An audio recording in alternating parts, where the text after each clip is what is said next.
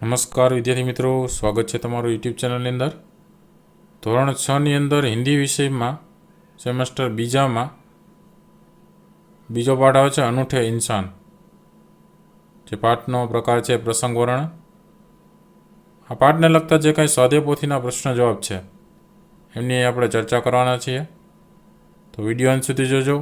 Video ગમે તો like કરજો, કોમેન્ટ કરજો અને તમારા મિત્રોને પણ વિડીયો જરૂરથી શેર કરજો, જેથી કરીને આ પ્રશ્ન જવાબ છે એમને પણ ખ્યાલ આવે કઈ રીતના પ્રશ્નોના જવાબો આવે છે। તો અલગ અલગ પ્રશ્નોના જવાબ છે એ નાના મોટા દરેક અંત સુધી જોજો, જેથી તમને ખ્યાલ આવે કયા પ્રશ્નમાં કયા જવાબો આવે છે। જોતા जाए प्रश्नना जवाबों। पहला प्रश्न है, निम्नलिखित प्रत्येक प्रश्न के उत्तर के लिए दिए गए विकल्प में से सही विकल्प चुनकर उसका क्रम अक्षर दिए गए बॉक्स में लिखना है। जैसे कि पहला है, नेपोलियन अपनी बहन के साथ कौन सा खेल खेल रहा था, तो उसमें उत्तर आएगा आँख मिचौनी, तो आंसर में आएगा बी वाला ऑप्शन। दूसरा है, नेपोलियन ने लड़की को क्या दिया, तो उसमें उत्तर आएगा 3 सिक्के दिए थे, तो आंसर में आएगा बी ऑप्शन। तीसरा है, नेपोलियन कैसा इंसान था, तो नेपोलियन है वो अनूठा इंसान था, तो आंसर में आएगा डी वाला ऑप्शन। चौथा है, कौमुदी के पिता किसकी नीलामी करा रहे थे, तो उसमें उत्तर आएगा मानपत्रों की नीलामी करा रहे थे, तो आंसर में आएगा सी वाला ऑप्शन। दूसरा प्रश्न है, कोष्टक में से उचित शब्द चुनकर रिक्त स्थानों की पूर्ति कीजिए। जिसमें पहला वाला है, नेपोलियन जब छोटा था तभी से वह खाली जगह था, तो नेपोलियन जब छोटा था तभी से वह सत्यवादी था।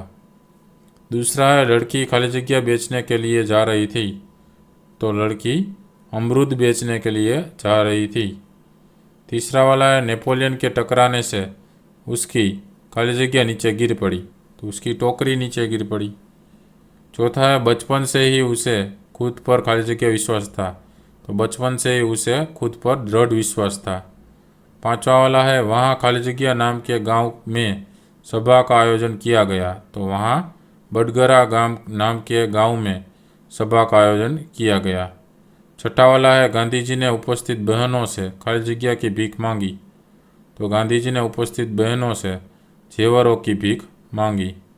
सातवां वाला है, गांधी जी ने खाली जगह से कहा, तो गांधी जी ने कौमुदी से कहा।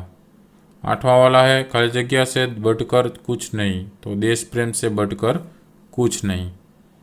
तीसरा वाला प्रश्न है, सही वाक्यांश चुनकर विधानों को पूर्ण कीजिए। जिसमें पहला वाला है, लड़की को डर था कि क्या डर था, वह माँ को क्या जवाब देगी, तो आंसर में आएगा क वाला ऑप्शन। दूसरा है, नेपोलियन भागा नहीं क्योंकि, उसमें आंसर में आएगा अ वाला ऑप्शन, वह लड़की को जो हानि हुई थी उसे भरपाई करना चाहता था। तीसरा वाला है, माँ नेपोलियन से खुश हुई क्योंकि, उसमें उत्तर आएगा उसने माँ को सच सच बचा दिया था, तो आंसर में आएगा व वाला ऑप्शन। चौथा है, भाषण समाप्त कर गांधी जी खाली जगह, तो भाषण समाप्त कर गांधी जी भेंट में मिली वस्तुएं नीलाम करने लगे, तो आंसर में आएगा क वाला ऑप्शन।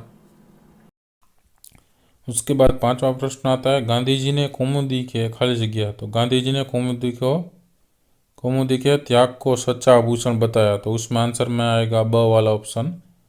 प्रश्न नंबर चौथा है, निम्नलिखित प्रश्नों के उत्तर एक एक वाक्य में लिखिए। पहला वाला है, नेपोलियन किससे टकराया, तो उसमें उत्तर आएगा नेपोलियन एक अमरूद बेचने जा रही लड़की से टकराया।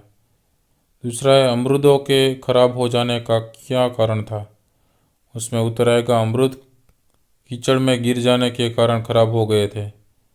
तीसरा वाला है, इलाइजा अमरूद वाली लड़की को घर ले जाने का विरोध क्यों कर रही थी, उसमें उत्तर आएगा इलाइजा अमरूद वाली लड़की को घर ले जाने के लिए विरोध कर रही थी क्योंकि उससे माँ के नाराज होने का डर था।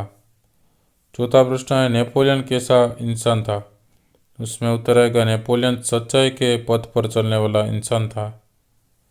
पांचवा प्रश्न है, बडगरा गांव किस राज्य में है, उसमें उत्तर आएगा बडगरा गांव केरल राज्य में है। छठा वाला प्रश्न है, कौमुदी ने गांधी जी को भेंट में क्या क्या दिया, तो उसमें उत्तर आएगा कौमुदी ने गांधी जी को भेंट में अपने हाथों की सोने की चूड़ियाँ, गले का स्वर्णहार और कानों के रत्न जड़ित बूंदे दिए।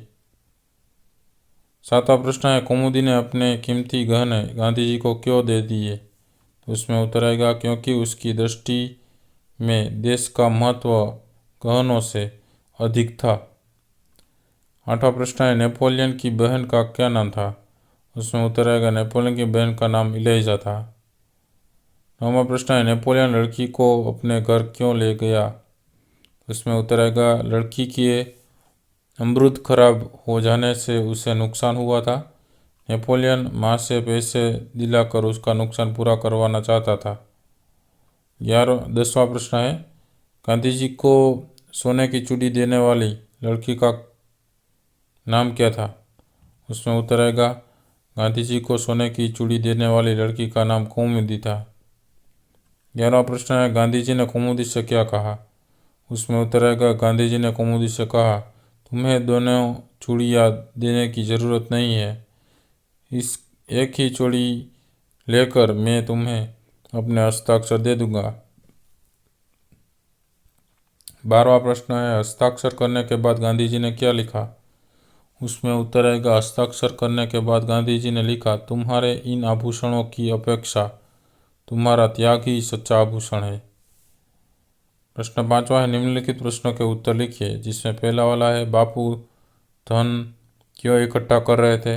उसमें उत्तर आएगा उस समय देश में आज़ादी के लिए आंदोलन चल रहा था, बापू उसके नेता थे, आंदोलन के लिए धन की ज़रूरत पड़ती थी, बापू यह धन कहाँ से लाते? इसलिए वे सारे देश में घूम घूम कर सभाएं करते और धन इकट्ठा करते थे। दूसरा वाला प्रश्न है, नेपोलियन को सच बोलने का क्या परिणाम भुगतना पड़ा? उसमें उत्तर आएगा नेपोलियन ने अपनी माँ को बता दिया कि उसके कारण अमरूद बेचने वाली लड़की को हानि उठानी पड़ी है। उस लड़की को डर है कि उसकी माँ उसे बुरी तरह डांटेंगी। अपनी जेब खर्च की रकम में से लड़की को अमरूदों के पूरे पैसे देने के लिए नेपोलियन ने माँ से कहा। माँ नेपोलियन की सच्चाई से बहुत खुश हुई। उसने नेपोलियन से कहा कि अब 1 महीने तक उसे जेब खर्च के लिए कुछ भी नहीं मिलेगा। नेपोलियन ने माँ की बात मान ली और अपने उसने अपने सच बोलने के परिणाम को खुशी खुशी भुगत लिया।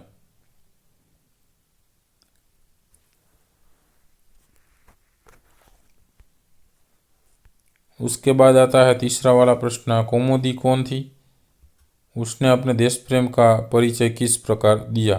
उसमें उत्तर आएगा कुमुदी केरल के बडगरा गांव की बालिका थी। बडगरा गांव में धन इकट्ठा करने के लिए गांधी जी की सभा का आयोजन हुआ था। सभा में भाषण के बाद गांधी जी ने उपस्थित महिलाओं से अपने गहने मांगे। बहुत सी महिलाओं ने अपने अपने गहने गांधी जी को भेंट कर दिए। उस समय 16 वर्ष की कुमुदी गांधी जी के पास गई। उसने गांधी जी से उनके हस्ताक्षर मांगे। हस्ताक्षर के बदले में उसने अपने दोनों हाथों की सोने की चूड़ियाँ, गले का स्वर्ण हार और कानों के रत्नजड़ित बूंदे गांधी जी को दे दिए। यह निश्चित था कि उसमें उतने कीमती गहने अब वह नहीं बनवा सकती थी, परंतु देश के लिए उसने अपने गहनों की परवाह नहीं की। इस प्रकार मूल्यवान गहने देकर कुमुदी ने अपने देश प्रेम का परिचय दिया। उसके बाद चौथा प्रश्न आता है, तुम अपने देश की सेवा कैसे करोगे? तो उसमें उत्तर आएगा, शिक्षक कहता है, तुम लोग महात्मा गांधी, जवाहरलाल नेहरू, लाल बहादुर शास्त्री आदि नेताओं की देश सेवा के बारे में जानते हो, लेकिन तुम खुद अपने देश की सेवा कैसे करोगे? तो अंशुमन बोलता है कि गुरुजी, मैं कृषि वैज्ञानिक बनूंगा। मैं खेती के लिए नए नए तरीकों का आविष्कार कर तरह तरह के अनाजों, दालों और साग सब्जियों की पैदावार बढ़ाऊंगा। तब प्रदीप बोलता है, गुरुजी, मैं इंजीनियर बनकर ऐसी तकनीक विकसित करूंगा कि जिससे सस्ते, सुंदर और मजबूत मकान बने। मैं ऐसा प्रयत्न करूंगा कि देश में कोई बेघर न रहे। कौशल कहता है, गुरुजी, मैं देश में फैले हुए भ्रष्टाचार को जड़मूल से उखाड़ फेंकने का इरादा रखता हूँ।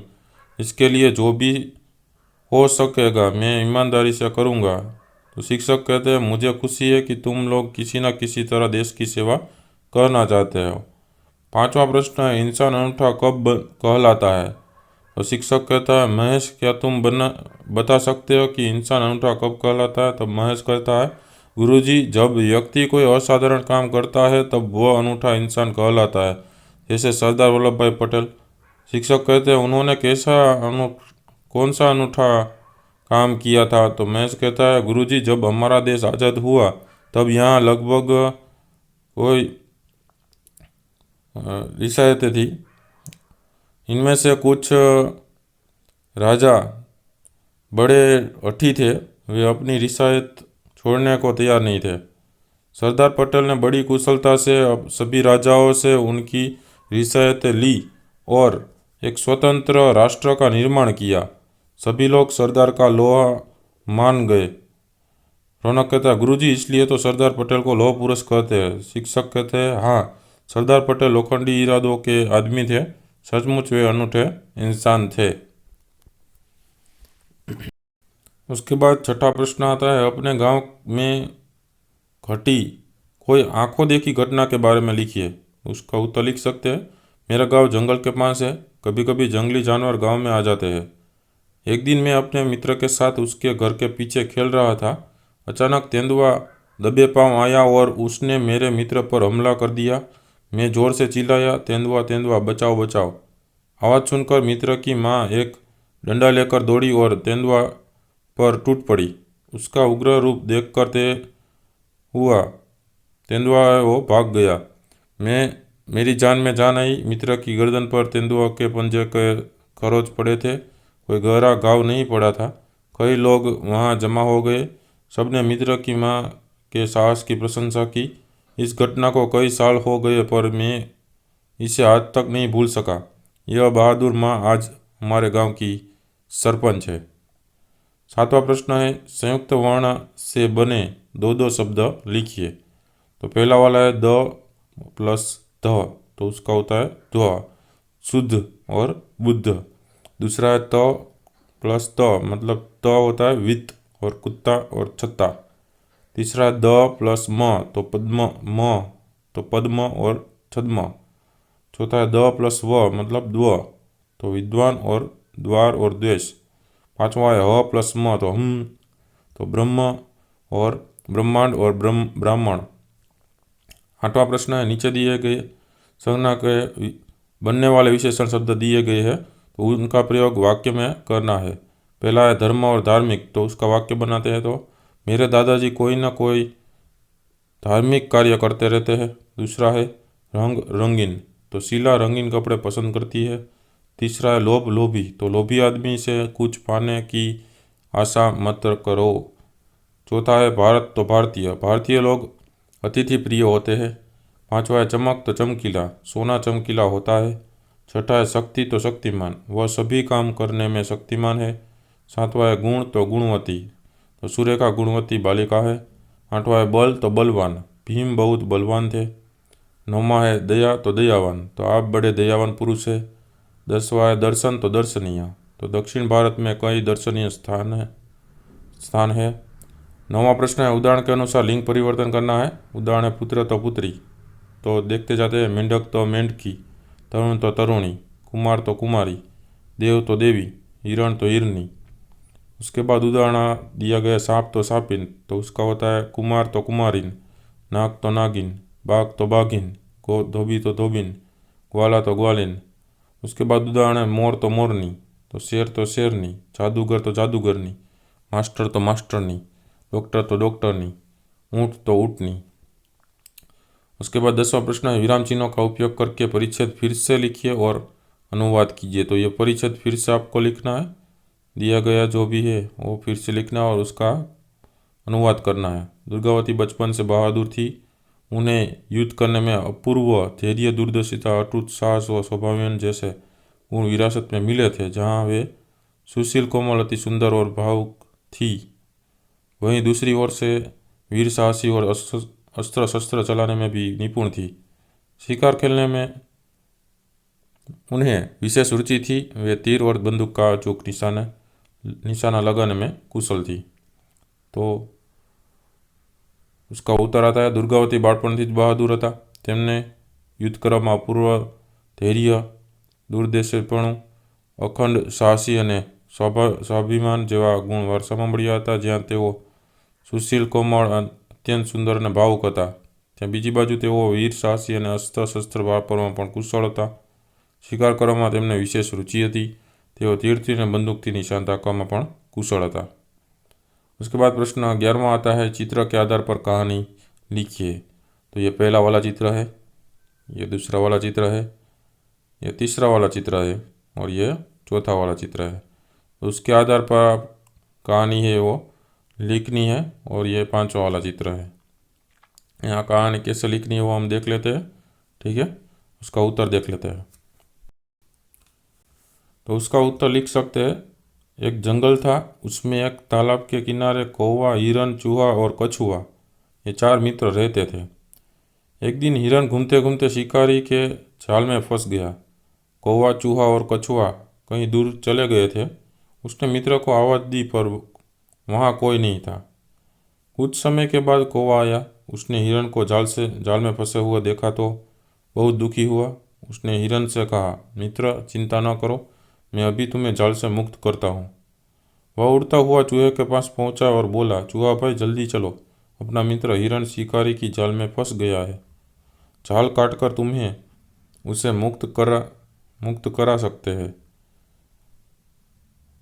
ऐसा करो कि तुम मेरी पीठ पर बैठ जाओ तो हम जल्दी पहुँच जाएंगे।